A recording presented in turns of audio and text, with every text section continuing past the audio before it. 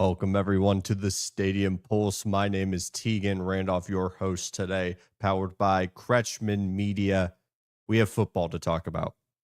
I'm just going to let that sit in. We have football to actually talk about, and I cannot implore to you enough how excited I am that the college football season has officially started. We don't have to just talk about predictions, though we will talk about predictions. We don't just have to talk about hypotheticals. We will end up talking about hypotheticals because it's still week zero. Week zero has come and passed, and we are on the road. It is game week for game number one of week one, which we'll talk about a little bit. If you are new to the Stadium Pulse, I recommend checking out the channel. It is only college football. If you are a fan of college football, you've come to the right place because that's all we're ever going to talk about here. That's the best sport in North America, probably the world. I love talking about college football at the end of the day. So we have a jam-packed show. About 3 topics here today. 3 and only 3. Might be 3.5 because of some news that broke around LSU and a certain quarterback going to the number 18. We'll talk about why that's significant. We'll talk about Kansas State and Iowa State, the game of the week for week 0. My prediction was wrong. We missed on the first prediction of the channel. Hate to see it. Then we'll also talk about some of the week 0 games that you may not have been watching because you only wanted to watch Farmageddon, and understandably so. Not everyone's a sicko like myself when it comes to college football. We'll start looking ahead to week 1. We won't be doing full breakdowns. That'll be Tuesday. Thursday, we'll do predictions, and then we'll recap the following Sunday, rinse and repeat. That's what we're going to do. As you see at the bottom of your screen, we're going to be here every Tuesday, Thursday, Sunday at different times, as you can see. And stick around. Check out the channel. Week 0. What did we take away from week 0? Let's first talk about Farmageddon. Iowa State, Kansas State, a rivalry game that should be played every single year. That was a point of discussion as it will stop in 2027. Was once again a fantastic game.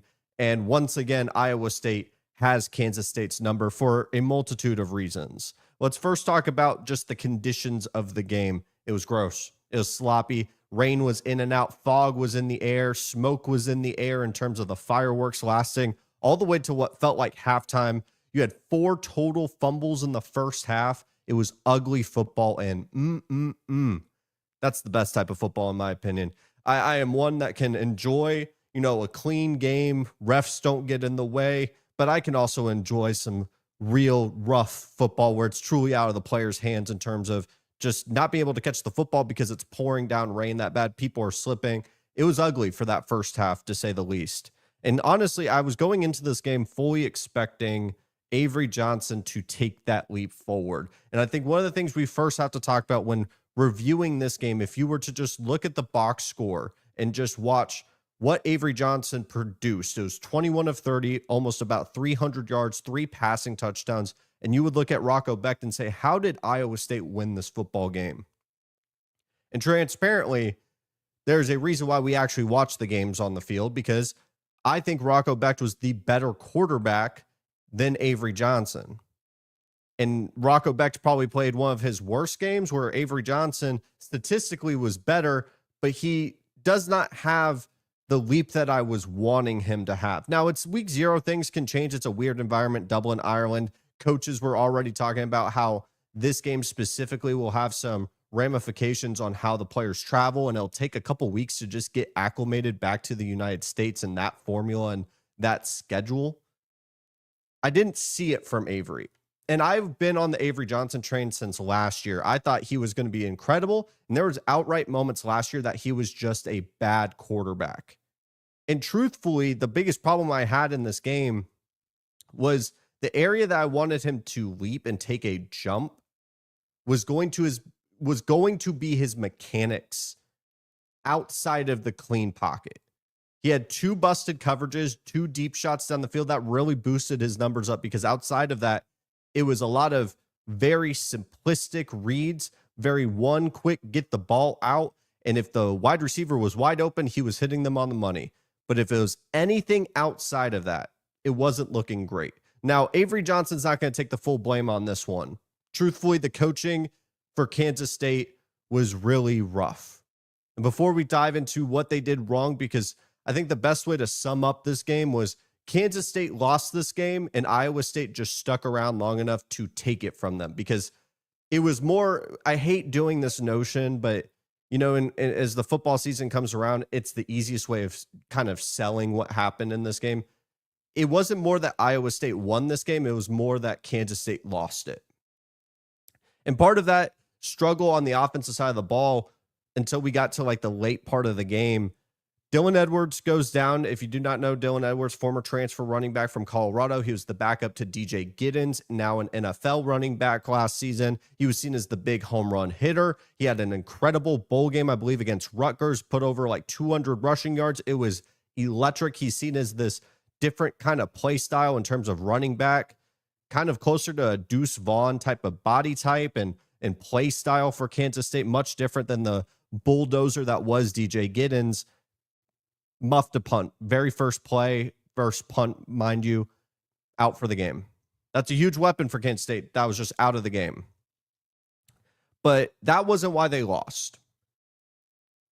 If we were to just look at the box score and find out what was the reason why Kansas State lost this game, the easiest thing I can circle and highlight was 6 penalties for Kansas State versus 1 for Iowa State. The whole game. 6 of them against Kansas State. We go to 4th down conversion. Iowa State was 3 for 3. Kansas State was 1 for 4. And when you are in a close battle like that, that is what makes the difference between a win or a loss. And it's the little things that Kansas State has refused to correct, and it's what made them lose games last year, and it has already burned them in this first game. And the reason why this game matters more to Kansas State than I think Iowa State, because Iowa State played a bad version of themselves and still got out with a W. Kansas State, lost a home game because they said it on the commentator team. This was a home game for Kansas State that they do not have for the rest of the season. They already lost one of those, and now they have a conference loss. And now they're kind of looking around saying, we just lost to a team that was also a Big 12 title contender, did not play their best football, and we basically gave it away. We gave them that game away. And coaching was something that I wanted to highlight here before we move off to the other games. Just some boneheaded decisions. 8 minutes left in the 4th quarter. You're on your own 30. I believe it was a 4th and 3, 4th and short. You go for it, giving short field position for Iowa State, which ended up making it just too far in arm's reach. And then on the flip side, Iowa State in enemy territory goes for it instead of kicking the field goal, which would have put them up 6, keeping the door open for Kansas State, who has been able to get a couple of explosives in previous drives, which has been the kryptonite of that 3-3-5 defense that Iowa State loves to run, is there's a ton of explosives that do get allowed. Matt Campbell ends up going for it, and boom, game over.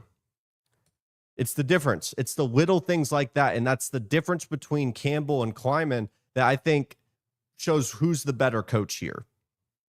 And it feels like the same Kansas State team, and that's what worries me in terms of the development of Avery Johnson, because when things are clean for him, he looks good. He still has a high school level release, and I don't want to get into the granular of that, but when things look clean, he's able to move with his legs. I'm surprised they didn't use his mobility a little bit more in this game, especially once they lost Dylan Edwards. I don't know. This game was ugly, to say the least. But speaking of ugly, Dan Mullen had his first game as the UNLV head coach. Did you know that? Did your mother know that? Did your grandmother know that? Did they know that they were playing Idaho State? Did UNLV know that they were playing a game on Saturday? Because Idaho State is an FCS program that is in the middle of the pack of the FCS. I believe they went 5-7 or 7-5, one of the two last season.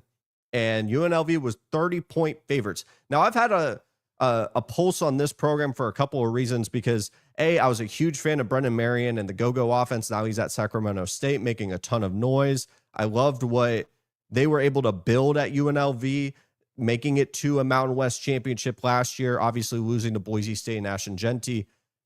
Everything changed when you brought in Dan Mullen. They become one of those transfer portal teams that basically flips their entire roster. Guys like Alex Orji, Justin Flo, a lot of guys that if you follow recruiting, you're going to know their names, because we're talking like former 5-stars of like the class of 2022, Denver Harris being another one.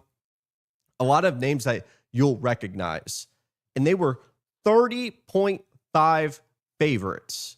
They were projected by Vegas to win this football game by 30 points.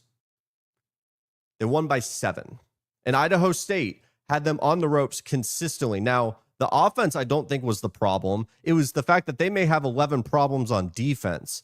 Some of the most egregious busted coverages I've ever seen. The Dan Mullen era is off to a rough start, to say the least. A really rough start, an uninspiring start for a UNLV program that was showing a lot of promise and hope, especially if they could just do the handoff of the baton to Dan Mullen and he gets a redemption arc building, potentially to get a bigger job. They could have kept the ball going. And who knows? The rest of the season is still to be played, but an uninspiring performance against Idaho State. Kansas looks good. Jalen Daniels in what feels like year 18, of course, looks fantastic. And Kansas becoming a team that I wouldn't be shocked is in that Big 12 title race when you have that veteran quarterback and you know you can run the football. I promise you, if you're a fan of unique play calls and unique systems, go watch Kansas football. It feels like they're basically just picking it up right where they were at the end of last season because they had such a bad first half of 2024. People kind of forgot about Kansas and really didn't want to talk about them too much. Jalen Daniels started to get the ball rolling, comes back. They have a bunch of dynamic new transfers for them. They looked really good against Fresno State, and they dominated across the board. Sure, they only put up 31, but they had 31 points, I believe, with 8 minutes left in the third quarter. Didn't score anything else because they really didn't have to. And Fresno State, with their new transfer quarterback, didn't look that great. And then Stanford might be a lost cause. I'll keep this one short and sweet. Stanford might not win a football game in 2025. Frank Reich at head coach for 1 year, just a 1-year rental at the head coach position. And in college football, that's a major red flag. What are you supposed to pitch as a recruit? Oh, you're not coming to play for me. You're playing for the next guy. Oh, I'm not going to deal with any of the transfers because I don't have to deal with it next year. Andrew Luck has a very tall task at the general manager position. It's names that you recognize, but they had one of the worst passing performances of what felt like the entire decade. Very uninspiring performance. Hawaii, with a quarterback on one leg, wins on a game winner. We get their first game winner of the season. And that basically recaps all of week 0. We had a non-compete ending. I believe 7 minutes left of a FCS game. Didn't have an ending because of a stadium issue. Things I never thought I would see in college football. Check on the bingo card. You want to talk about Arch Manning? Let's talk about Arch Manning because everyone wants to talk about Arch. And this is when we officially see the first start for Arch in the shoe against Ohio State. What's your expectations for Arch? Not just what ESPN is trying to tell you, not what the betting market is trying to tell you with him being the leader in the Heisman odds. You yourself, if we get to the end of the season, what would be meeting the expectations or exceeding for Arch Manning? Because it's a lot of noise from media outlets, the last name. He's in Lee Corso's farewell tour, promo package, and things like that. What is your expectations for Arch? And I'll tell you mine, because I want to give the kid some grace. And I think a successful season for him isn't going to look like what you think it is. It's not going to be dropping a Joe Burrow 50 touchdowns, 5K yards, an undefeated season with Texas Tech, though that could be the ceiling for him. You know, Arch has started some games, I believe Mississippi State and then University of Louisiana Monroe, if I'm remembering correctly. And from the limited tape that he has shown, he has talent. It's not just like the whole thing that when he was coming out of high school, he was a 3-star with the last name of Manning that got a 5-star type of love just because of the name on his jersey. The kid has talent. He's a mobile quarterback that I think can put the ball in the right space, but the mobility piece is the huge factor because the best that this Texas offense looked all last season was when Wisner was running the football at an elite level, when Jaden Blue was able to run the football. I think of when they played Texas A&M, Wisner, I believe, had 150 plus yards. When they were able to run the ball against Clemson, it wasn't, as much as we love Matthew Golden on this channel and on this show, Matthew Golden was one of my favorite wide receivers coming out of the NFL draft. And he made Quinn Ewers look so good. And then you had Isaiah Bond and others. Everyone wants to look to these wide receivers, and rightfully so.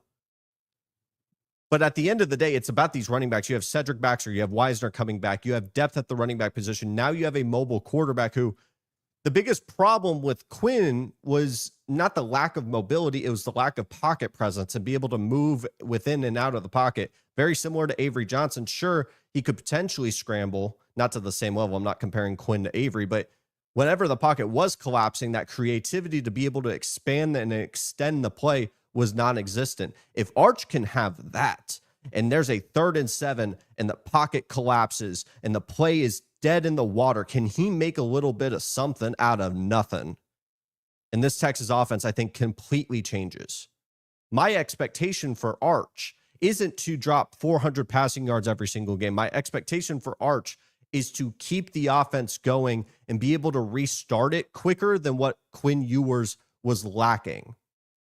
Because Steve Sarkisian's offense, like most spread offenses, gets going at a very good level to start the year. Or when it looks good, it looks great. It's running smooth. You wonder, how is anyone ever to be able to stop this offense?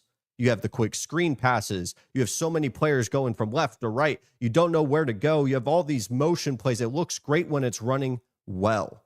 But then you have a 3-and-out here, a 3-and-out there. It starts to stall out. And when that was stalling out, because Quinn wasn't much of a threat with his legs, and they had the injuries in the running back room, Texas's offense would stall out for long periods of time. That's why they would almost do this boa constrictor type of game plan where they could get to a lead and basically their defense would just suffocate the opposing offensive side and keep just enough distance to where they would end up winning the football game by the end of the 4th quarter.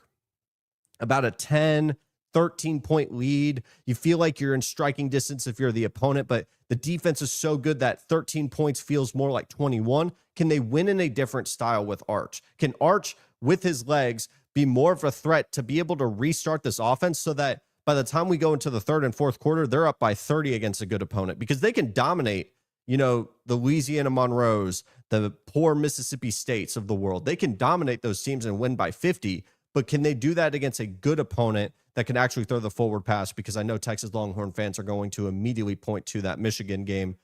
I'm talking about an offense that actually has a pulse.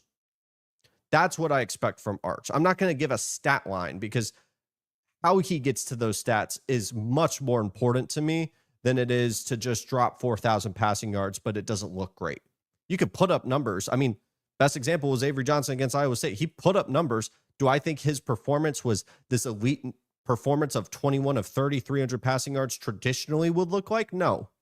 I think if you put it on the tape, you would see that. Week 1, everyone. Like I said, we're not going to be doing predictions on Sunday. Want to get the dust to settle of week 0, but let's take a look at some of the games. Look ahead for what week 1 is going to look.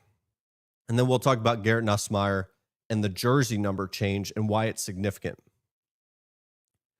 We have a long list of games on this notepad right here. Georgia Tech at Colorado on Friday. Instant gut reaction.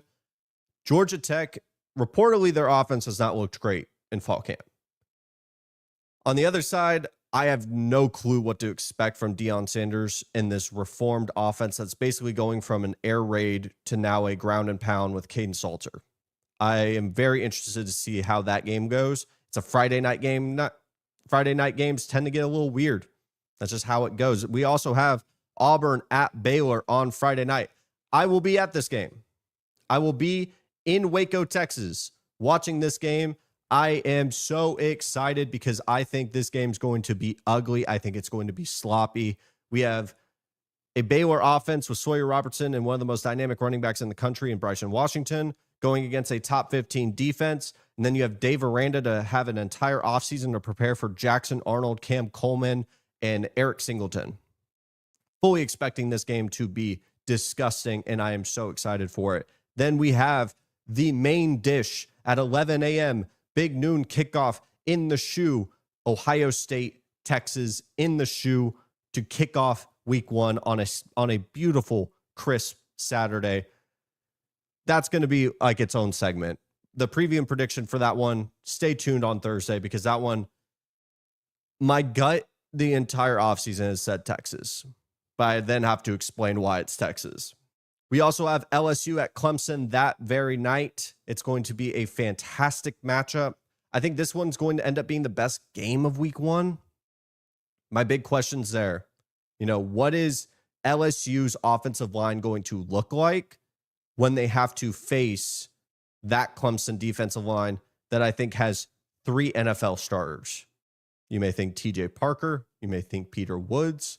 They got a kid from Purdue who I think is going to be a game wrecker because he's going to get the best matchups possible. When you have a guy that I think might be the best defensive tackle since Quinnen Williams came out of school, I don't know if that's crazy. Jalen Carter, I would have to think about that one, but I think very highly of Peter Woods, a guy that was a defensive tackle, was outplaying edge at times for Clemson last year, is going to be interior for the rest of the season for 2025. I am extremely interested to see how this reformed LSU offensive line that reportedly has struggled in camp a little bit, what are they going to look like? I'm curious on how Harold Perkins is going to look in his star position. Basically, if you don't know what a star position is in football, this has been the position that LSU fans have been wanting Harold Perkins to be in ever since his freshman season, because this might be a name that you have not thought of since he played Arkansas and put up 4 sacks against. This was a linebacker, 5-star kid out of Houston, played running back, freak athlete. He's just a freak athlete. The problem with him is he's undersized to play an edge. He's smaller than Jalen Walker was, and he was an undersized kid coming out of the NFL draft. For linebacker, it doesn't really fit his skill set because he's having to, get through traffic. He's not the best in terms of run fits. He's a little bit undersized in that front. With the star position, it's a linebacker / safety role where he's basically allowed to roam free a lot more. He could rush the passer. He could drop back into coverage. It enhances his athletic ability. And apparently, since they've made that move for Harold Perkins, it has been like a glove perfect, just absolute perfection. I'm excited to see how he looks. We have Bama at Florida State. I'm curious on how bad Florida State loses. We don't need to do a full prediction on that one. Florida State's going to lose this football game. I don't know what the path is unless somehow Ty Simpson is the next coming of DJU and Thomas Castellanos channels his inner Kyler Murray and Deuce Robinson turns into Mike Evans. I don't see Florida State, though they're at home, being able to turn around from a 2-10 season to beat up who I think could win the SEC. But imagine what college football, Twitter, and the social media space would look like. I think we would have to go live right after that game if Florida State wins it. Don't hold me to that. Then the late night game that I wanted to talk about that I think no one is speaking enough about because Utah doesn't get talked about enough. And then ever since Nico Iamaleava, that whole drama finished out for Tennessee, they play late at night. Everyone wants to talk about how late Pac-12 games don't get played anymore. Well, we now have a Big 12 matchup going against the Big 10, and it's going to be played late at night. Utah playing at UCLA. Nico Iamaleava versus Devin Dampier. I'm really excited about this game. I have Utah in my Big 12 championship. This could be a blowout for Big 12, or this could be a blowout for Utah. But then you have Nico Iamaleava in a completely different offense coming in during the summer. I'm so curious on how he's going to play against what I think is going to be a very good Utah defense, as it traditionally is. Late night game, I'm definitely going to be staying up to watch that. The very next day, we have Notre Dame. They have their quarterback, CJ Carr, officially going and playing Miami with Carson Beck. What does Carson Beck look like in this Shannon Dawson offense? Apparently, he's looked fantastic in camp. Apparently, it's potential number 1 overall pick type of production is the expectation from a guy like Carson Beck. CJ Carr got the job as of late, was a little bit later than expected. Jeremiah Love, how does he look like against a very athletic front? But more importantly, can CJ Carr test this revamped Miami secondary? Because the notion apparently from camp from Miami is that this secondary might be a strength after it was easily the biggest weakness of this team. Can CJ Garr and, Jaden Greathouse and plenty of others test this secondary? I'm very curious to see that. Paired with the fact that we will get our first taste of Lenora Sellers week 1. You have Virginia Tech, Kyron Drones traveling to South Carolina, or this might be a neutral site game. I apologize if my notes are incorrect here.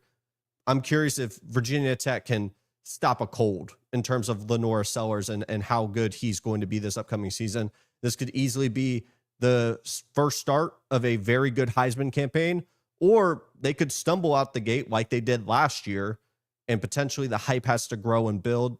We'll see. And then the last game we'll highlight, I believe, is on Monday night. You have TCU, Josh Hoover, a team that just a couple of years ago was making a national championship run, facing against Bill Belichick, Gio Lopez, and the North Carolina Tar Heels. I have no clue how that game is going to go. I'm going to actually have to take some time following today's show to really research and prep for that, because what can we expect from North Carolina this season? What can we expect from Gio Lopez? I think he's going to get some production against this defense, but Josh Hoover versus a Bill Belichick defense, does that translate from the NFL? Can we have the trust that as long as Bill Belichick's the head coach of a football program, that their defense is going to be good? Can we take that trust that we had with the NFL and put it into college after just one season? It's to be seen. Last thing we'll talk about, and before we get into that, welcome to the Stadium Pulse. I'll just say that, if you're at this point in the channel, or if you're just tuning in, welcome to the College Football Show. I implore you to go check out the other channels. We have 2 specific that I think do just as good of content, if not better. The quality's the same. We are working so hard at Kretschmann Media to give you guys the best content all football season and for the rest of the year. We are doing all the sports possible. The CEO show is fantastic. The mic drop is fantastic. If you like my stuff and you love sports in general, I implore you to go check them out. But like I said, the Stadium Pulse, my name is Tegan Randolph. This is a college football show and only a college football show. And the last thing I'll say before we get off today, because there was a piece of news that I found out right before we went live, that Garrett Nussmeier is going to be wearing the number 18. What does that mean to you? Because I think of LSU and special jersey numbers. I think of number 7. Obviously, I think Pat P. I think Tyrann Mathieu. But the number 18 is special for LSU for a multitude of reasons. It's special that Garrett Nussmeier is having this jersey number because it shows a sign of leadership and of importance, as he's going to be the first quarterback since Matt Mock, who won a national championship, I believe, in 2003. He is the first quarterback to wear it.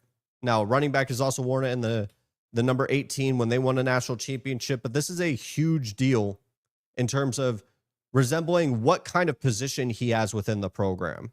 You always hear about it when we go into fall camp that this quarterback has taken more of a leadership role. He's more vocal on the sidelines. Hell, we heard it for Kansas State and Avery Johnson just this past game. Oh, Avery Johnson's taken a lot of steps to become a vocal leader in this locker room and become more of a guy that they can lean on.